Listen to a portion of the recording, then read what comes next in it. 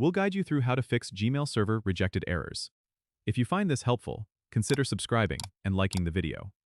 First, open your web browser and go to the Gmail website. Log into your account if you're not already signed in. Once you're in, click on the gear icon in the upper right corner and select See All Settings from the drop-down menu.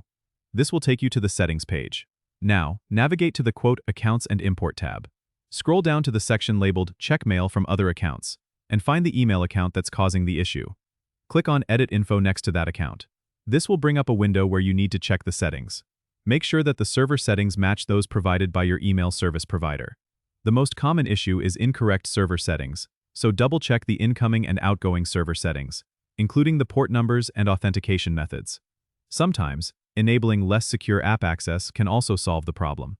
Go to your Google account settings, select Security, and scroll down to find Less Secure App Access. Turn it on if it is currently off, but be cautious as this decreases the security of your account. Additionally, make sure your email client is set to sync with Gmail's servers.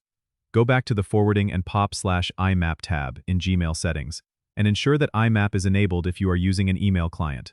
If everything looks correct and the error persists, it could be an issue with the email client itself. Try updating the client to the latest version, or consider re-adding the account to it.